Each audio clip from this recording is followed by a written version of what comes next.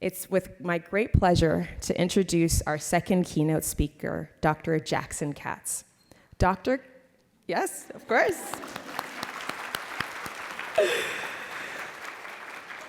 Dr. Katz is an American educator, author, and leading scholar activist in the global movement of men promoting gender equity and preventing gender-based violence. He co-founded Mentors in Violence Prevention, which pioneered bystander training in both athletics and the US military, and has been instrumental in the award-winning Be More Than a Bystander campaign with EVA BC and the BC Lions.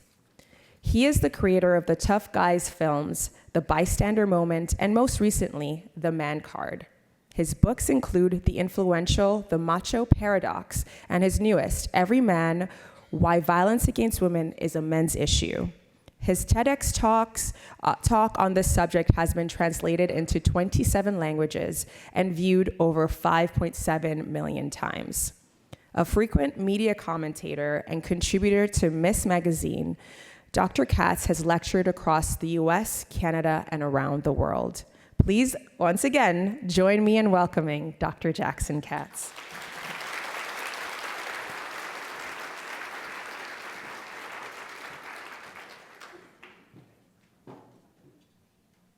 Well, thank you very much, Unique. I appreciate that lovely introduction. And thank you all. Good morning to you all. Thank you. Before I proceed with my prepared remarks, I want to especially thank my friend and colleague Ninu Kang. Incredible leadership by Ninu and Ashley Humphreys and the entire EVA BC staff and board for all their incredible leadership over the years and going forward. I think they deserve a big round of applause for everything.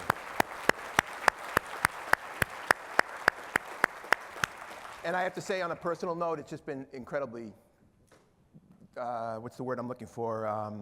Rewarding for me to be part of the EVA BC community for the last 15 or so years, and especially with regard to the partnership, the groundbreaking and world important partnership between EVA BC and the BC Lions on the Be More Than a Bystander campaign, because that is a perfect example of how, in this case, men and women working collaboratively can take this work to the next level. And it's been inspiring to be part of that. And I said this yesterday. We had a reception where there were some key partners, both corporate and labor, and obviously some of the EVA folks and some of the BC Lions folks. And it's really kind of notable that what you all have been doing here in the province is so far ahead of anything that's happening in my country, for example, or other parts of the world. And it shows you, how far we have to come, that I still, when I travel around the world, which I do all the time, I talk about the EVA BC Lions partnership as a model. But, we could do so much better so many other places. There's so much potential that has been unrealized.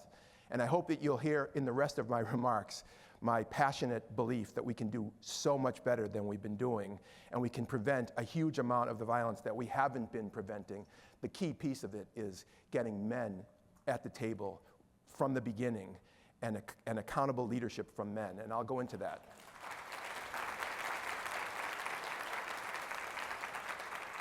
But I want to begin by saying thank you to the women in the sector, women in the domestic and sexual violence sector.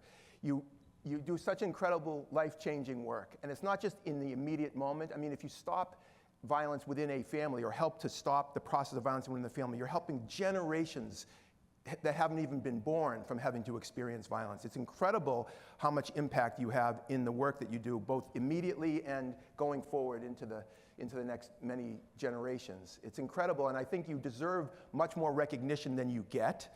You especially deserve more recognition and acknowledgement and gratitude from men.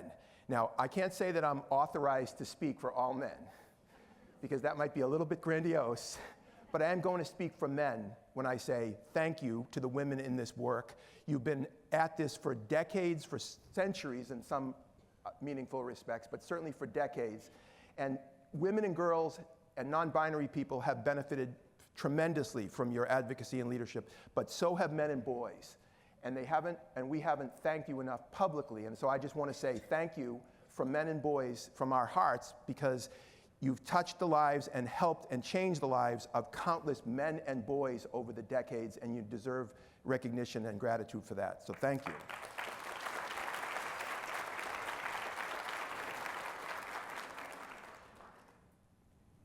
And an add-on point to that, there's an increased discussion, as you know, in your country and mine and elsewhere, about the need to attend to the challenges that young men and boys face, the loneliness crisis, the mental health crisis, depression. There's so many, lack of connection. There's so many challenges in the lives of boys and young men. And that cuts across class and race and ethnicity and indigeneity versus majority culture. I mean, there's complicated intersectional realities, but it's kind of a universal. There's tons of challenges that young boys and young men face in the current moment, as, of course, young girls and young women and non-binary people, but I'm focusing on the young men and boys. But there's been some kind of a discourse, public discourse, in the media, certainly in North America, that somehow forces on the right, the political right, and the Jordan Petersons of the world are the first people who have actually acknowledged that boys and men are struggling. As if women and men and others in the DV and sexual assault movements haven't been talking about the needs of boys since the 1970s, way before anybody has ever heard of these folks like Jordan Peterson. Women in the movement have been advocating for the needs of boys and men, especially boys and men who are growing up in homes where they're exposed to, quote, domestic violence, right? Now, there's a term that you use and that we use in the United States to refer to the children who are, quote, exposed to domestic violence in the home. It's called children who witness, right? Domestic violence. And sometimes people shorthand that to say children who witness. I don't like this term, and I don't use it. You know why? Because if you're a 7-year-old kid cowering in the closet as your father or another man is raging against your mother, you're not a witness. You're a victim. You're not observing something happening to somebody else. You're experiencing it happening to yourself. The experience of trauma is much more immediate and profound than is suggested by the passive word witness. Well, guess what? The category of children who are being traumatized in this way includes not just girls, but also boys. Do you have any idea how many boys are in the juvenile system in the province of British Columbia, or every province, or every state in the United States, all over the world? How many boys are in the system, in part because their life journey started out as traumatized boys in families and they didn't know how to take a different path than the traditional one that we give to boys who have experienced that kind of trauma, which is somebody took something from me, I'm going to take it from somebody else, which is why boys who have been traumatized are orders of magnitude more likely to abuse others than boys who have not been traumatized. The jails and the prisons of this province and every state in the United States, and again, this is all global too, but the jails and prisons are absolutely filled with chronologically adult men who are little boys underneath the tatted up bodies and the badass attitude, little boys, often who are damaged human beings who couldn't figure a way out of the trap that was set, in a sense, for them early on. Now, I'm not excusing bad behavior by boys and men if what got them into the system was hurting other people. Understanding violence and understanding where it comes from is not the same as excusing it. We have to figure out on a deeper level, what is going on? Why do so many little boys start out life as loving bundles of energy and joy, and some of them end up pushing their girlfriend up against the locker and punching their girlfriend or their wife in the face or doing horrible things to women? What happened along the way? And then what role can all of us play in intervening in that process? And women have been shouldering this burden for kind of alone with some men's support for way too long, don't you think? Don't you think more men should be standing up and speaking out for, not just for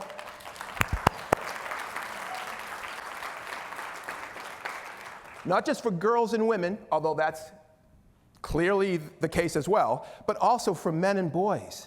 Don't you think that adult men have responsibility to boys as well, to speak up and challenge and interrupt abusive behavior and to fund programs and to change the social norms that underlie these abusive behaviors?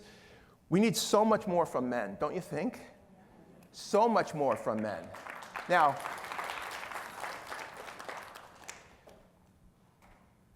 Some men are not in the system or have never been in the system, and I mean the criminal legal system. And by the way, I understand fully well that there are other structural factors that produce who ends up in the system. So poverty and racism are two of the bigger ones, right? And I understand this, and that has to be acknowledged.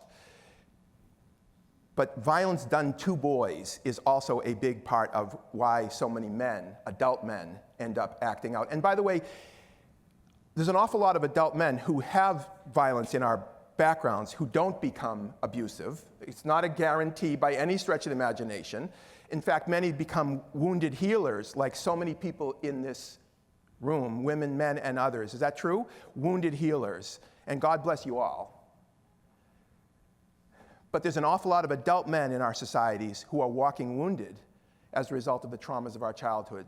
And so many adult men who are struggling to create and sustain intimate relationships in adult life who can't, or who often need to use means of self-medication to get through drink, drugs, workaholism, right?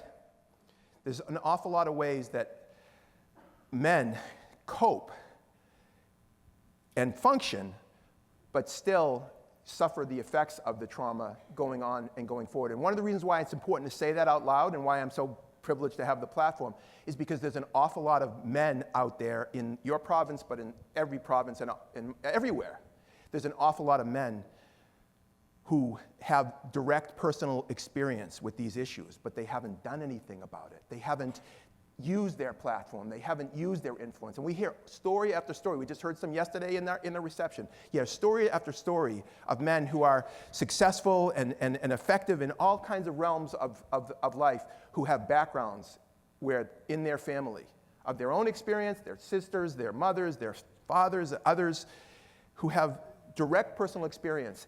And if we can tap into some of that, I'm telling you, there's so much latent potential out there for men to be much more effective and much more public in their advocacy and leadership. And that's been a big part of my work, trying to, sort of activate that since I was a 19-year-old university student back in the late Mesozoic era. And I often say, my hair is a lot shorter than it was back in the day.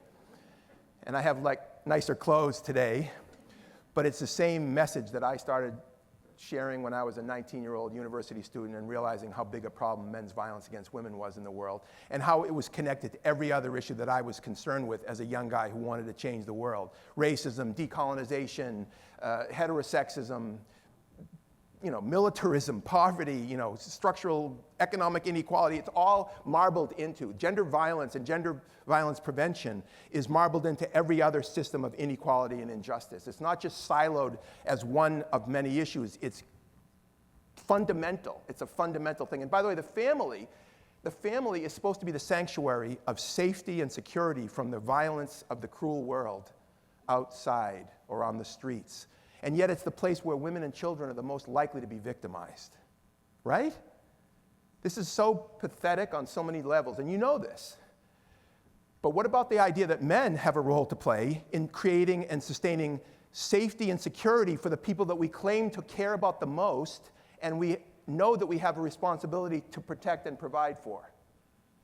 I mean, these are ways of appealing to men's sense of themselves and their identities in a positive way. It's a calling men in to a more positive way of thinking about being a man and being a leader than it is always about calling out bad behavior. We know about all the bad behavior, but calling in good behavior, I think, has more transformative potential than just always calling out bad behavior. Don't you think? Okay. One more thing on these lines. Some damaged men, if they're successful at achieving a level of power and control in the political realm, can do enormous damage and untold amounts of damage. And of course, I give to you Exhibit A, the President of the United States,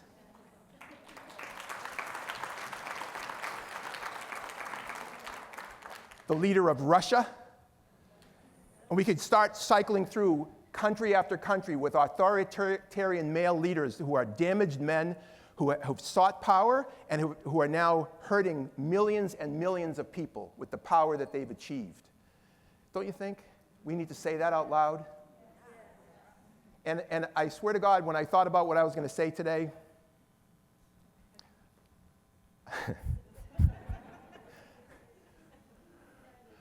I wanted to give an anti-fascist speech.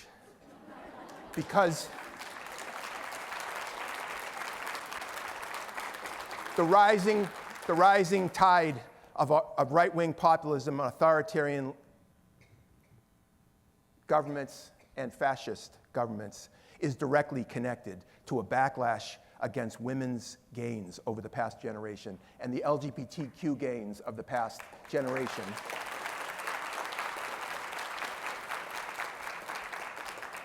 Of course, right-wing populism is also linked to white racial resentment and the increasing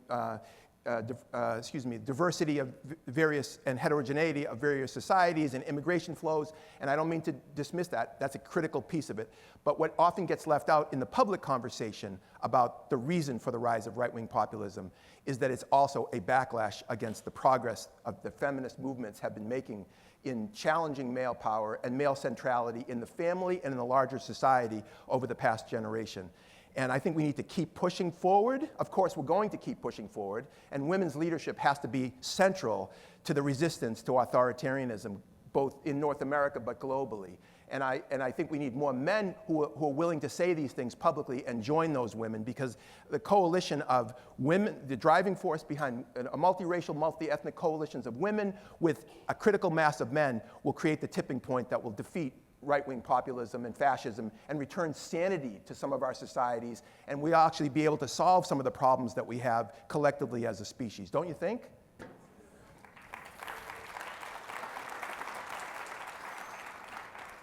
Now, women's leadership in the gender violence prevention field, women's leadership, and again, in a multiracial, multi-ethnic sense, has been utterly transformative in a world historical sense. What you all and your colleagues and cohorts around Canada, but also around the world, have been able to accomplish over the last 50 years, but longer, is just incredible.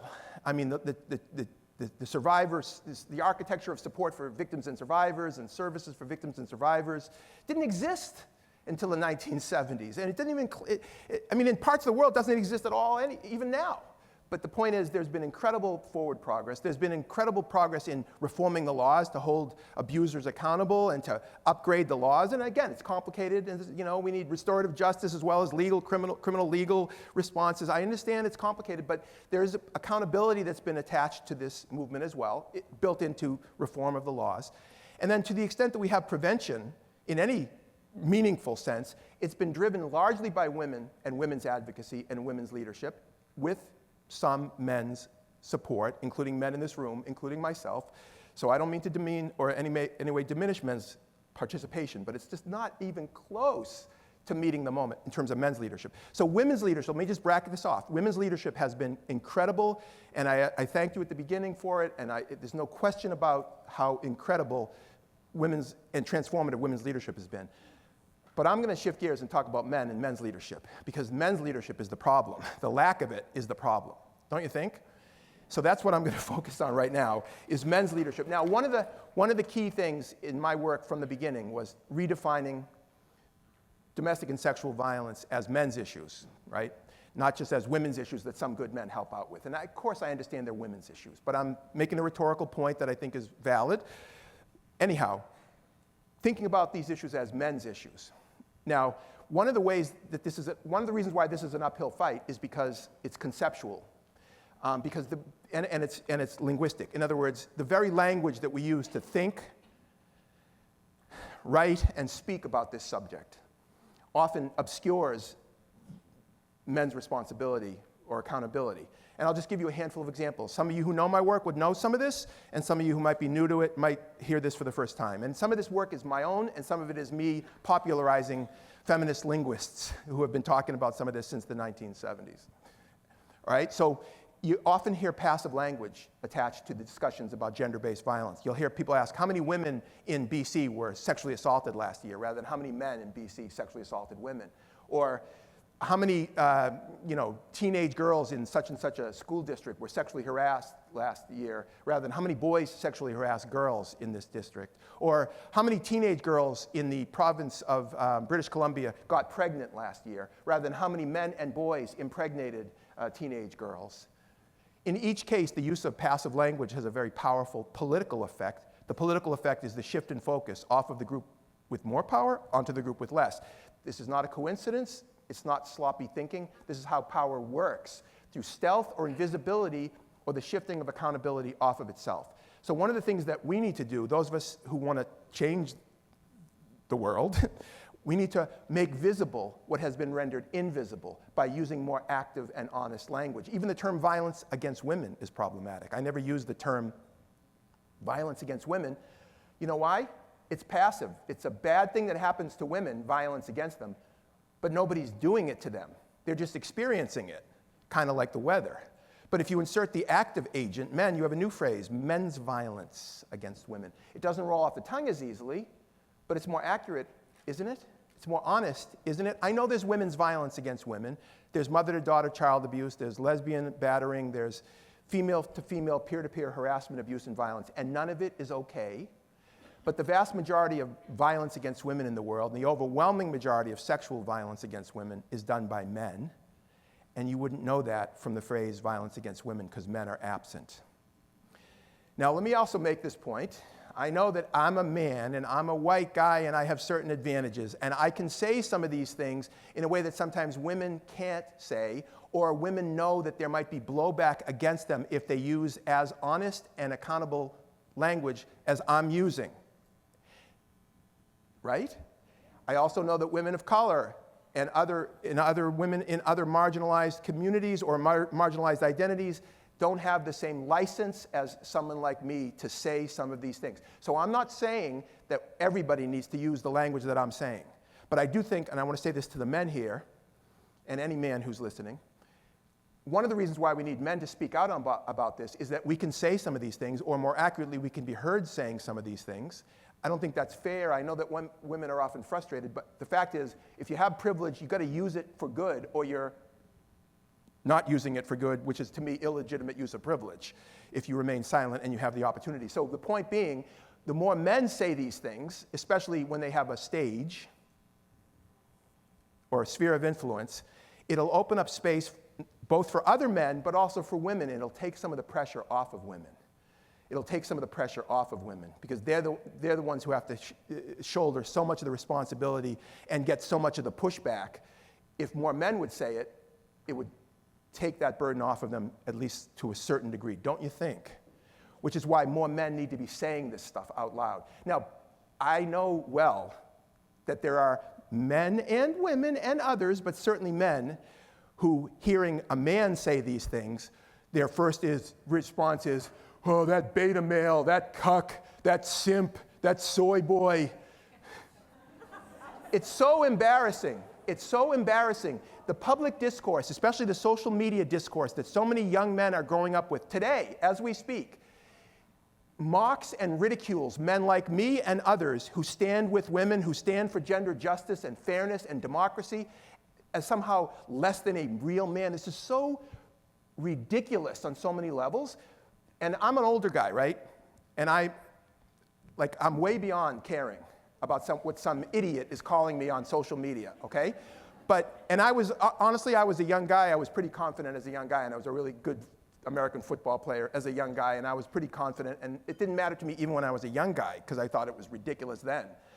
But there's an awful lot of men and young men who are policed into conformist silence around this subject matter because they know that there's a cost to pay in their peer culture if they take a stand, if they speak up, if they say to your friend, hey, dude, the way you're talking about girls or the way you're treating your girlfriend is making me uncomfortable. What are you, some kind of a cuck? What are you, some kind of a beta male? I mean, in other words, they know that there's going to be pushback, and they often remain silent as a result.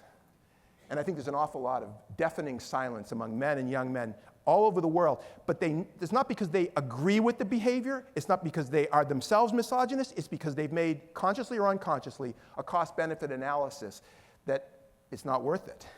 And by the way, one of the reasons why it's not worth it is because men are afraid of other men, and the fear is both physical in some cases, but I think it's more common that it's social fear. I think there's an awful lot of men and young men who are afraid that if they speak up on these matters, if they challenge other men, if they stand with women publicly, and again, publicly, I don't mean just on a stage, I'm just even in peer cultures, in high school or university or on the job or whatever, that somehow their status among the group is going to be somehow diminished, or they're going to lose friends, or people are going to look at them a little sideways, or something.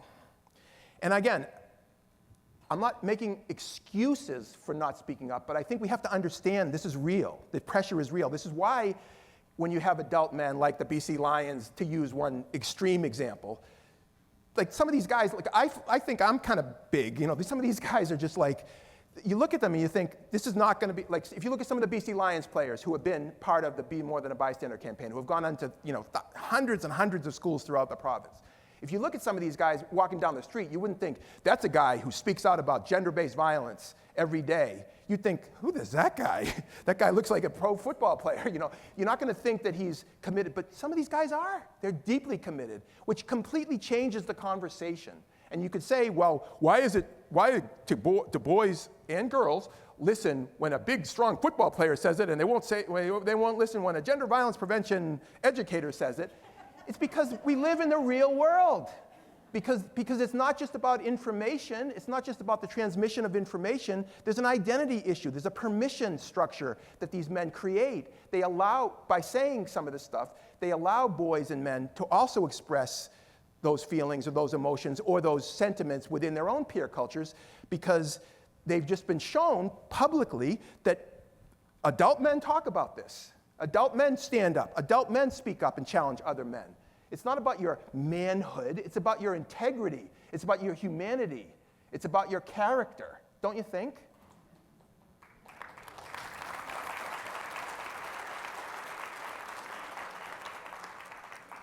Now, let me ask you a question, kind of an Insta poll type of question. How many people here saw the British crime series, Netflix series, Adolescence? Okay, how many people did not see it? And how many people do not respond to these sorts of surveys? Because I don't think I saw 100% compliance. All right, here's the thing. Here's the thing. It's like an unbelievable phenomenon, okay? I mean, I think it's the second largest box office, if you will, for Netflix ever, in the English language ever. After like 2 weeks, when it was released in the UK, something like half the population of the United Kingdom had already seen it in the first like 2 weeks. I mean, it's crazy how big a deal the piece was, the 4-part series, Adolescence. And now I'm going to say something for the people who haven't seen it. It's a spoiler alert, but I'm not the first person to say any of this publicly. In fact, the creators of the series said more than I'm going to say in public, so please don't blame me for spoiling. Anyhow, the story revolves around a 13-year-old boy, white boy in a blue-collar family, heteronormative family in you know, central England, who murders his 13-year-old girl classmate who has sexually rejected him. And the story focuses on the boy and his family. Now, the primary victim is the girl and her family. But the creators flipped the script, and instead of focusing on the girl and her family, they focused on the boy and his family, and they were trying to understand why this happened. And I think that's the reason why the series became so incredibly popular, because it was a flipping of the script and turning the spotlight around. Now, Stephen Graham, who is one of the male leads in the piece, is also the co-writer of the series and also the co-creator of the series. And he's a Liverpudlian, and he was on Jimmy Fallon, because we still have late-night comedians on TV in the United States. We've lost our minds, but not all our freedoms. Stephen Graham on Jimmy Fallon said, I think, some wise things about why he made and they made the series. And I wanted to share with you Stephen Graham's comments about it and come back from that. Okay, so Damon, if you could roll the Stephen Graham clip, please. You also co-wrote the series. Yeah. How do we set up what this is about?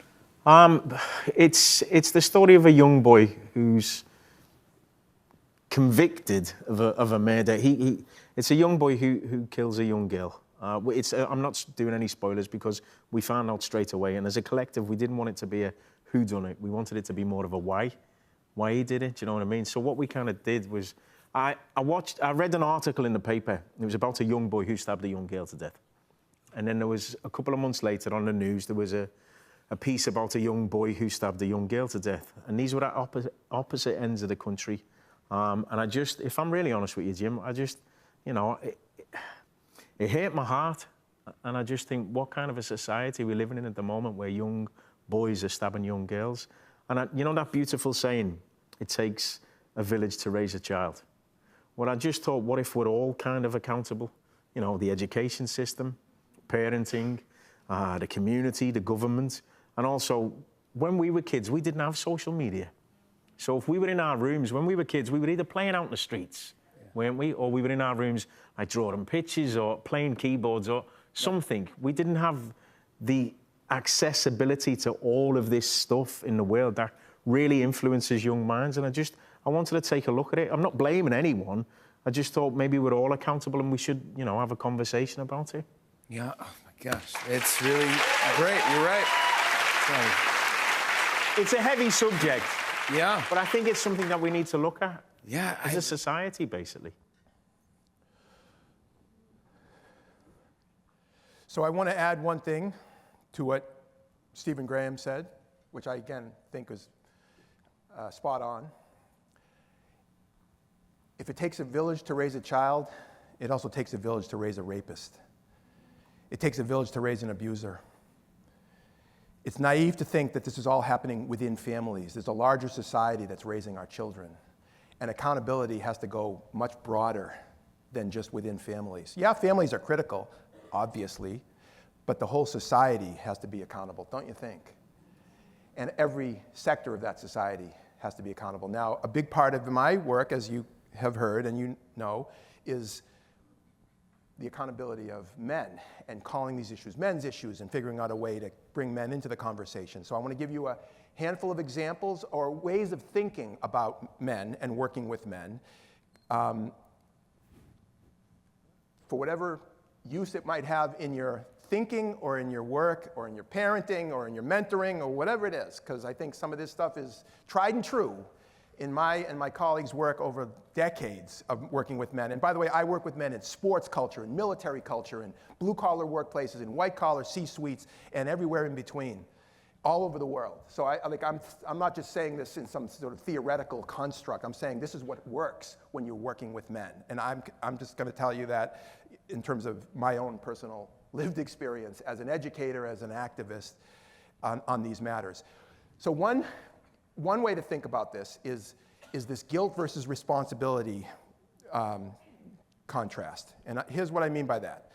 There's a narrative in the States, and I don't know to what extent it has, you know, filtered up north, but there's a narrative in the States that somehow having honest and open discussions like about American history is going to somehow make young people, especially young white people, feel guilty. Or that having honest discussions about the misogyny in American culture and history is somehow going to make young men feel guilty. And especially, in this case, young white men, right, are going to feel the most guilty because they occupy the most positions of social advantage. And so you have a rollback sponsored by the federal government of honest discussions about history, honest discussions about American, in this case, American history, in part because we want to protect young people from feeling guilty just for being who they are, right? This is so ass backwards, it's hard to overstate, okay? Like, in other words, honesty, we're gonna be dishonest because somehow some people are gonna feel uncomfortable with honesty. But let me just tell you, there's a big difference between guilt and responsibility. So I'm just gonna say this for the record. I don't feel guilty for being a man. I was born that way. That's just who I am. I don't feel guilty about it. I don't feel guilty that I happen to be white. I don't feel guilty. I'm sorry. Again, I was just born this way. And I don't feel guilty that I happen to be heterosexual. But I do feel responsible for all of that. I feel responsible as a white person in a racist society, in a racist world, I feel responsible for working against racism and working for racial justice, because if I don't, and I say that I believe in democracy and fairness and equality, then I'm either a hypocrite or a coward, neither of which I want to be. So I work for racial justice.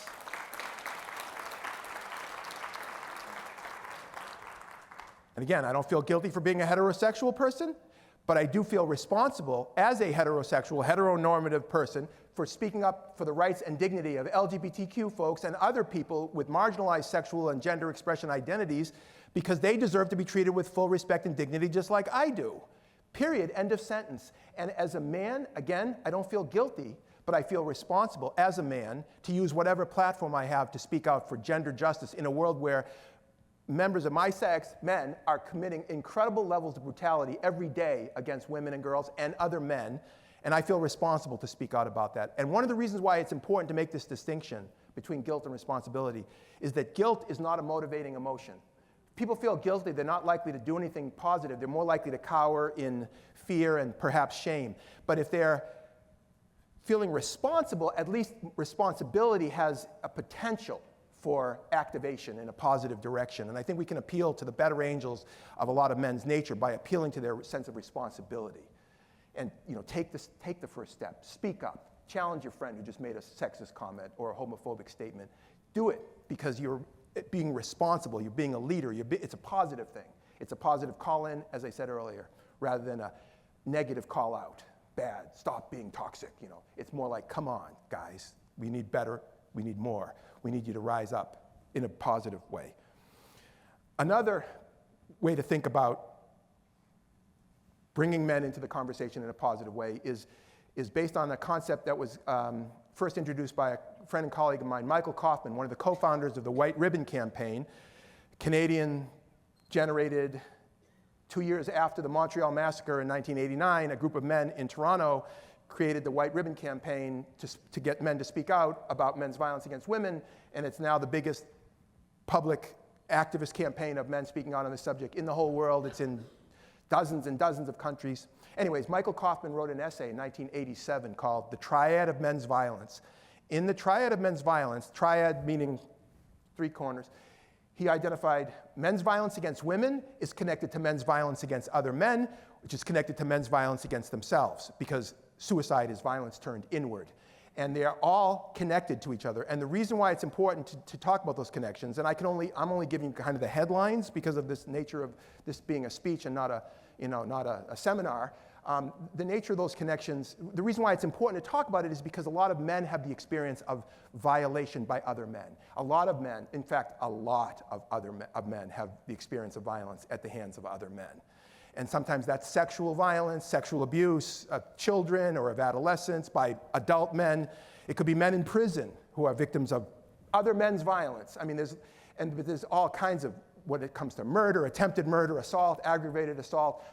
And young men are the primary victims of all those crimes, as well as the primary perpetrators. So a lot of men have the experience of violence, but they haven't, of other men's violence.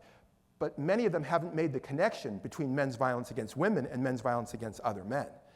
And so they'll say, what about men's violence against other men? What about men as victims? As if feminists and people in the movement haven't been talking about this for 50 years. But we need to say this. We need to say it out loud, that these connections exist, and we talk about them and we care about them, because we do, and we have been. And the researchers and writers and journalists, as well as the frontline workers in the DV and sexual assault space, know this and have been incorporating this consciousness for a long time. And I think we need to reclaim that in the public conversation, because there is a move to focus on men and boys in a way that in some cases leaves out the leadership of feminists and women in the space, right? And if there's a struggle for limited resources, it can get conflictual.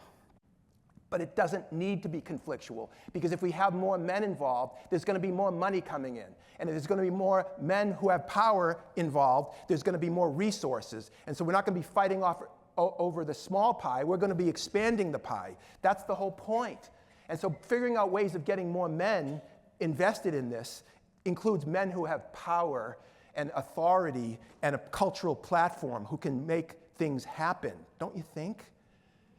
I mean, some of us struggle just trying to put together enough budget to get through the fiscal quarter, and some of these men in tech industry and other places just have unbelievably obscene amounts of money, and they're spending it just to perpetuate the problems that exist in the first place, rather than doing anything transformative. But I'll go to my grave knowing that there's going to be men who have power and resources that could use it for good. And some of this that I've been sharing are ways of thinking about and conceptualizing this that can draw some of those men in, politically, culturally, economically.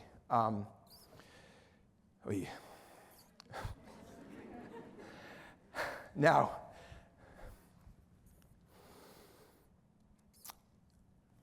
some of you are familiar with the bystander approach. Time is not my ally, but I want to say a couple things about bystander and then move into leadership, and we're at the end at that point. But I'm one of the early architects of the bystander approach to gender violence prevention. Back in 1993, when I started the Mentors in Violence Prevention program. But let me just say for the record, when we started using bystander training, it was a professor of mine I had in grad school who, in Boston, who was looking, along with his colleagues, at an approach to middle school 13 or 14-year-old bullying prevention that moved beyond the perpetrator-victim binary. Instead of focusing on the kid doing the bullying and the kid experiencing it, they focused on all the kids around the kid doing the bullying and all the kids around the kid experiencing it. And the idea was to get kids around the kid doing the bullying to make it clear to that kid that what he, she, or they was doing was not okay, not because they were going to get in trouble with the authority figure, the teacher, the principal, who was the external agent of authority who was going to come into the peer culture and remove the offending party, but because the peer culture was going to police itself. Kids were going to make it clear to other kids, you can't treat kids like this. It's not cool. We're not impressed by this, and you got some issues. And the goal was to get kids around the kid experiencing the bullying to make it clear to that kid, what's happening to you is wrong. And we don't support it. What can we do to help? And the beauty of that approach is that everybody had a role to play. It wasn't just confined to the perpetrator-victim binary. Well, what we did is we imported that from the middle school bullying prevention world into the domestic and sexual violence world. What it did is gave us a way to talk to men who say, to this day, these are important issues, but they're not my issues.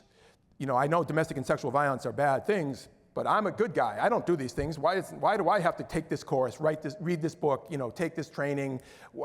This is not my problem. I'm a good guy. You hear men say this. In fact, this is the norm for what men say to this day.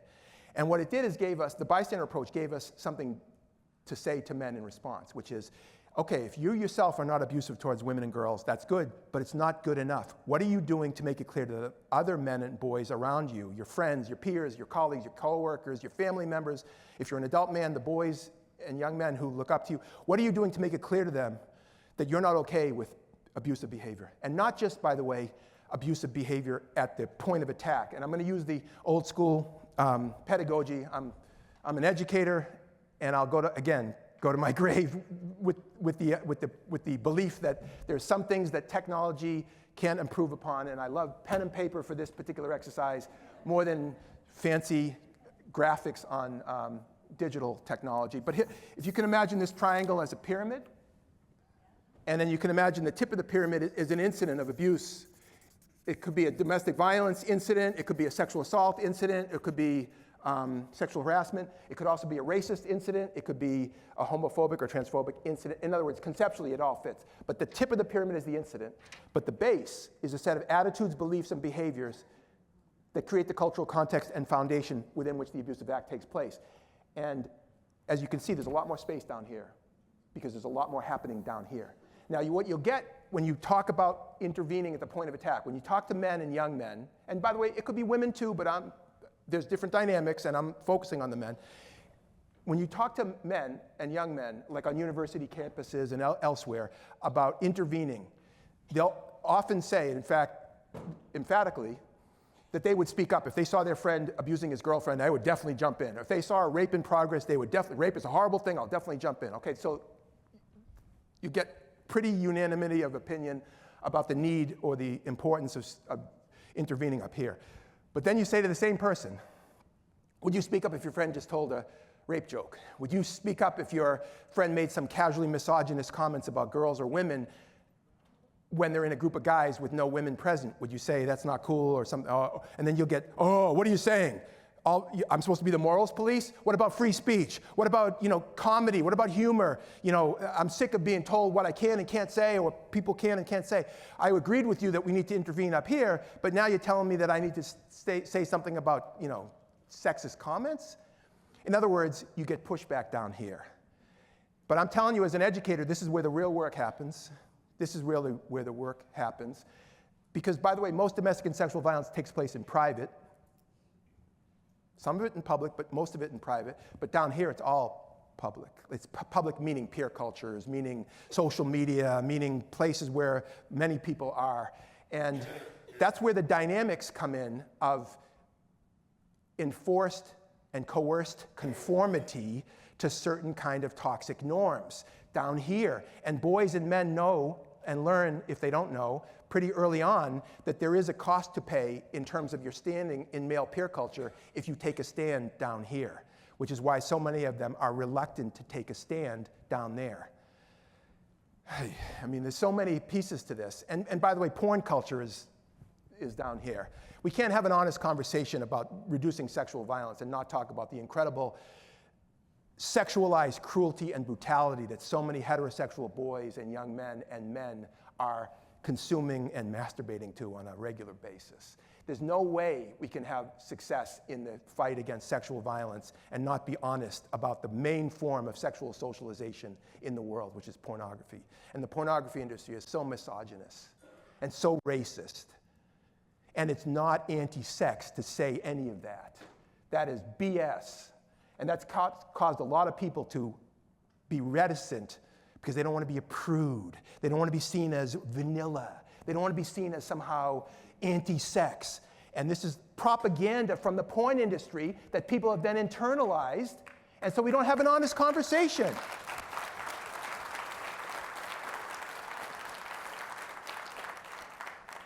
I'm just gonna give like a little, I don't know, just a real brief not historical, but personal autobiographical. I was a peer sexuality educator as a university student back in the late 1970s, early 1980s. And I was all about sexual liberation for everybody, especially women, but also men and others.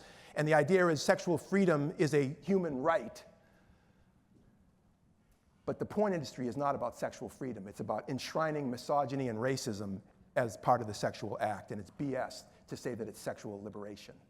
And I reject it, and I think, again, I just want to say that in a public space because we have to have more honest conversations with boys and men, as well as girls and women and non-binary folks and everybody else about porn culture, and we're not doing a good job. The adults are not doing a good job. And by the way, adolescence, so much of it was about these parents who thought they were doing a good job as parents protecting their kids, but their son was up in his room with the door shut, and they thought he's safe. He's not on the streets. He's not getting in gang, violence, but he's up there consuming misogynist manosphere, consuming Andrew Tate, consuming the porn culture that he's imbibing through the social media that he's consuming.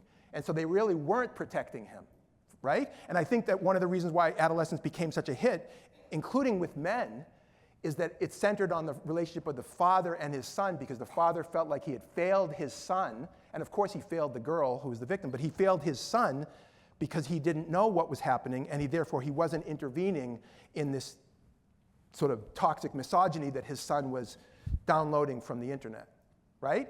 So again, appealing to men, the better angels of men's nature, as our responsibility to our sons and to boys and to as uncles, as teachers, as coaches, as youth workers, as religious leaders. There's so many ways that men play a role in young boys and young men's lives. And we need to step up our game, don't you think, on this subject matter? All right. Yeah. Yep. Can you, in 5 minutes, I'll call on you. Thank you. And also, I want to say also, and then I'm in my absolute home stretch.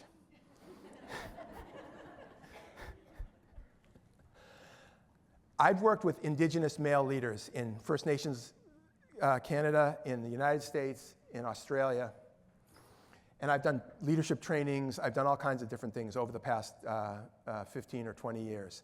And one thing that I vowed to do, and I'm going to do it now, is that I was going to use my platform to say that men in indigenous communities and First Nations communities need to be at the table when we talk about designing programs and policies that affect those communities. Women in indigenous communities and First Nations communities have obviously been at the forefront of addressing all of this, and they will continue to be so. And Elaine's talk was incredibly insightful, and the person who's led off today, there's so much leadership that women have provided, no doubt. But indigenous men need to be at the table from the beginning, and the white men with more power need to make sure that that happens. They need to fund it, they need to invite them, they need to do whatever needs to happen to get those men at the table to be stakeholders in the change that has to happen. Okay, so the bystander approach, as I taught it from the beginning, was not a glorified nightclub bouncer approach. It wasn't, if you see something, say something. It was, how can you as a man, and it became mixed gender, but it started out as only targeted at young men. How can you as a man challenge and interrupt the enactment of illegitimate privilege or abusive behavior by other members of your group on a team, in a workplace, in a peer culture? How can you as a young man or an older man, crossing class and race and every other category, challenge and interrupt other men and make it clear that you're not okay with sexism, with misogyny, with the enactment of it? It wasn't about jumping in when you see a rape happening. It was about changing the social norms within a peer culture so that people would know that, in this case, young men would know that other of their young men are not okay with misogyny, not just because the authority, as I said earlier, the authority figure has a problem with it, but because their peers have a problem with it. And we know that there's an awful lot of men and young men, we know this because there's all kinds of research on it, who are uncomfortable with the behavior of their peers, but they think they're the only one. And if you're a young guy, or even an older guy, and you think you're the only one in the group who has a problem with the behavior of some of your peers, around misogyny in this case, you're much less likely to say or do something than if you know that other people actually feel similarly, because there's strength in numbers. But how are they going to know that other guys are uncomfortable if we who are adults, we who are educators, we who are in positions of institutional authority, don't create the spaces for them to have these conversations in an honest way? You know how many young people come up to me? I just spoke at a school yesterday, and high school, independent school here in Vancouver, and I'm going to speak at another one tomorrow. You know how many young people come up to me after my speeches? And I'm kind of fire and brimstone on this stuff, right? As you can see, I'm not like some cerebral academic presentation. I'm like, you know how many young men come up to me, and young girls and boys, and young men and young women and others come up to me because they never heard any of this from a man. It's like a revelation that you could be a man talking about this and opening up space. It's incredible. But those of us who are adults need to create those spaces, because young people need to be able to talk about this. And in this case, young guys need to hear that other guys in their peer culture feel similarly. And that's for adults as well as kids. But anyways, the bystander approach, as I've taught it and as we've taught it, is different than the way some people have taught it, because some people have taken gender out of it, they've taken the racial complexities out of it, and it just becomes, like I said, a glorified nightclub bouncer training, which is not transformative. If we want transformative training, we have to create spaces where people can honestly talk about the gendered, racialized, sexualized, and other sort of dynamics within peer cultures. Because who's authorized to speak, who's not authorized to speak, what are the dynamics in the group, the status hierarchies, all that stuff has to be brought to the surface if you want to have an effective educational program. And people are scared. Some people are scared of having these conversations. And by the way, teachers and in the educational institutions, and again, I'm an educator, in the educational institutions, this is a structural problem. It's not about individuals. Like, people should be credentialed. If they're going to be a teacher, if you're going to university and becoming a teacher, or you're becoming a higher ed administrator, you're getting a master's degree or even a doctoral degree in education or related fields, and you want to go into education, you should have this stuff as part of your education. It should be in the curriculum. It should not be an elective course that you could take and not take. It should be, we should say, in the province of British Columbia, if you want to be a teacher, if you want to be an educational administrator, you have to have gender violence prevention training constitutive of your graduate training, period, end of sentence. And that means That means before you get into the position of teacher or school principal or school superintendent, you have knowledge of this stuff so that when you take your position, you already have the skills, the knowledge. And by the way, we have decades of research linking bad educational outcomes to violence that kids experience in the family and in their peer culture. We don't need more data on this question. We need more leadership on this question. Now, final point. I know there's an adult in the room making sure that I'm adhering to the schedule. The bystander who speaks up, the friend who says, that's not cool, or you're my boy, you're my friend, you're my colleague, you're my trusted family member, I love you, but the way you're talking about women or the way I see some of the things you've been saying to your girlfriend or your wife, I'm just really uncomfortable with that. That person who just did that is a leader. That's a leadership act. So the empowered bystander, the active bystander is actually a leader, which is why bystander training, when it's done right, is actually leadership training. And I believe this from the moment that I started out doing the work. And I'll say this, again, for the public record. If you're a guy, and I know a lot of people in this room are not a guy, but if you're a guy, being one of the guys takes nothing special whatsoever. Being one of the boys, being one of the guys, going along with the group takes zero special. What takes something special, if you're a guy, is when your guys are acting in ways that you know are problematic, is turning to them and saying, hey, dude, that's not cool. Or really, I care about you, but this is not okay, what I'm hearing, or I'm concerned about you. That takes so much more guts and strength and self-confidence than just going along with your boys. And again, as I said earlier, yet the guy who does that is called a simp and a beta male and a wimp. Again, it's ridiculous, but it does have an effect. And so we can't minimize the pressure on men and young men to conform to this coerced sort of conformity about quote unquote masculinity. We can't minimize that, but what it calls for is leadership. What it calls for is men who have the guts to break the complicit silence. And that's my last point here, is that this is fundamentally a leadership issue for men, for women, for others. But I'm going to speak to what it means about leadership for men. I think, if I might be so bold and grandiose even in my declaration, I think the global game changer in terms of the prevention of gender-based violence is defining it as a leadership imperative and expectation, not a hope. What that means is, if you're in a position of formal, institutional, cultural, or political leadership, you should be expected to have certain basic competencies around gender-based violence issues, not because, in the case of men, because you're a nice guy helping out the women, but because you're a leader, and we expect that of our leaders. It needs to be written into the job description. If we can write it into the job description at all levels of institutional, political, cultural influence and leadership, that you have to have certain basic competencies, what will happen is men who would never in a million years walk through the door to be trained on these matters, read books, watch TED Talks and everything else. Women do that overwhelmingly, as you know. Those men will walk through the door because they will be required to walk through the door if they want to be successful in their careers. And what will happen is some of those men will walk through the door with their arms folded. Oh, we have to sit through another male bashing session about how bad men are. But if they actually have any integrity, they won't walk out like that. They'll walk out thinking, oh my God, I didn't know any of what I thought I knew. I'm completely ignorant about this. I had no idea about some of these interesting insights about the connection between men's violence against women, men's violence against other men, trauma, all the things that some of us in the field take for granted.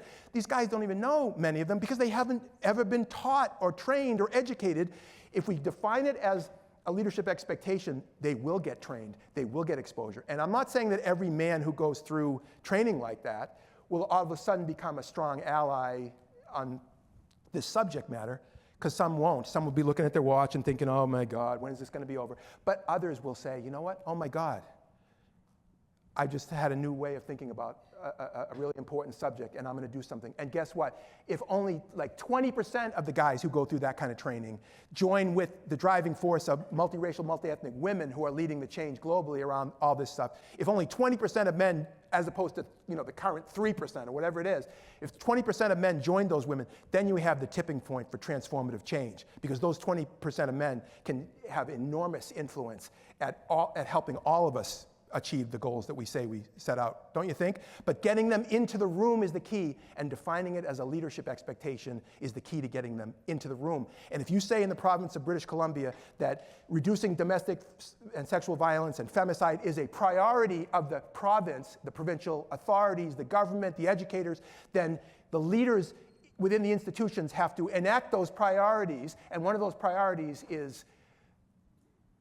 being trained to be leaders. And the three competencies, I'll just say this for the public record and then I'm going to say goodbye. The three competencies that a leader should have that I think, and again, there's more to it, but it can be boiled down to this, that if you're in a position of institutional leadership, you need to create space to support victims and survivors in whatever way you can in your sphere of influence. That's number one. Number two, you need to interrupt and challenge abuse and hold abusers accountable. And I'm talking about misogynist abuse. And I say hold them accountable, not just legally. There's other means of accountability that aren't just legal or criminal, whether it's restorative justice, whether it's other forms of accountability. But in other words, hold people who have transgressed accountable.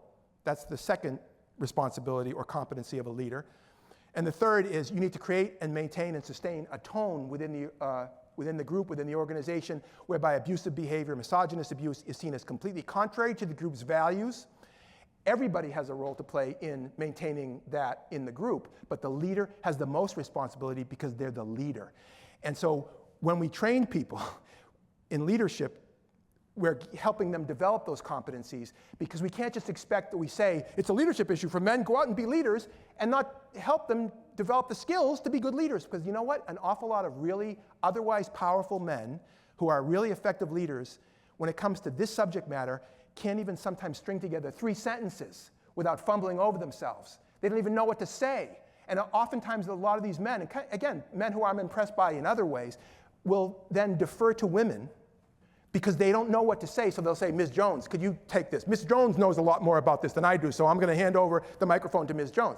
Now, I do think that men who are in positions of leadership need to hand off and make space for women's leadership, absolutely. But I think that's a cop-out in this case when men, instead of leading themselves, put it on the shoulders of women once again, which sends a message to young people, especially in this case to young men and young boys, that it's a women's issue, because Ms. Jones knows about this, and so I'm going to give her the floor. What about the guy saying it himself?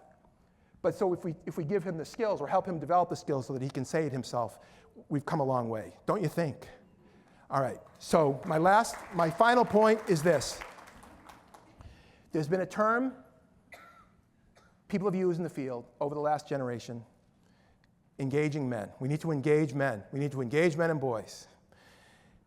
But I don't like this term. You know why? Because when I hear the word engage, I think of it more of like engage in a conversation. But I think we need to be much more ambitious than just engaging men and boys in a conversation. We've been engaging men and boys in a conversation for decades. We need more than engaging in a conversation. So I think engaging in a conversation is a good thing, but it's just not enough, okay? So I like to say we need to engage and mobilize men. And I'm convinced there's an awful lot of men in our societies who already get a lot of this. They already get that these are big problems. They already get that men have been silent. They already get that women have been shouldering a lot. And they read the newspaper and they hear these stories and they know there's tragedy after tragedy, but they don't do anything. So I think we need to say, instead of just, we need to talk to these guys, it's like we need to push them, we need to mobilize them to speak up, to become leaders, to become the men that they say they want to be, in terms of taking responsibility. And I think if we do that, if we call men in that way and challenge them in a positive way, I'm convinced we can turn the corner on this. We have a long way to go, and we're living in kind of dark times, but we have the potential to transcend some of the current limitations and go to the next level. Good luck, and thank you very much.